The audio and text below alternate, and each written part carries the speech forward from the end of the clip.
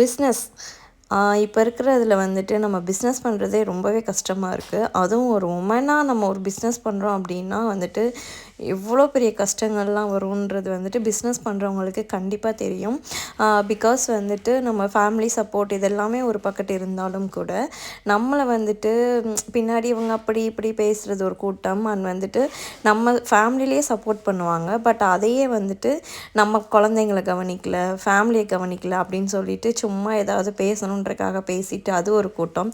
இது எல்லாத்தையுமே சமாளித்து நம்ம வந்துட்டு நம்மளுக்கு ஒரே ஃபினான்ஷியலாக வந்துட்டு நம்ம ஸ்டேபிளாக இருக்கணும் அப்படின்றதுக்காக ஓடி அதில் வந்துட்டு சக்ஸஸ் ஆகிறவங்க நிறைய பேர், டவுன் ஆகிறவங்க நிறைய பேர், இன்னும் கூட டவுன் ஆனால் கூட நம்ம திரும்ப திரும்ப ஓடணும்னு ஓடிட்டுருக்கிறவங்க சில பேர்.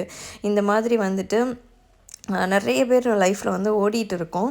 ஸோ அந்த மாதிரி இருக்கிற எல்லாருக்குமே நான் காமனாக சொல்கிற விஷயம் என்ன அப்படின்னா, பேசுகிறவங்க பேசிகிட்டே தான் இருப்பாங்க. அவங்க என்ன பேசினாலும் நம்ம அவங்க பேசுகிறது எதையுமே வந்துட்டு மைண்டில் வச்சுக்கணும். பட் அதை பற்றி வந்துட்டு ஏன் இப்படி பேசுகிறாங்கன்றதை திங்க் பண்ணக்கூடாது. ஏன் நான் மைண்டில் வச்சுக்கணும் அப்படின்னு சொல்கிறேன் அப்படின்னா, இப்படி பேசுகிறவங்க வந்துட்டு நம்ம நாளைக்கு வளரும் போது நம்மளை எப்படி ஃபேஸ் பண்ணுறாங்க அப்படின்றத பார்க்குறதுக்காகவே அவங்க பேசின விஷயங்கள் எல்லாத்தையுமே நம்ம மைண்டில் வச்சுக்கணும்.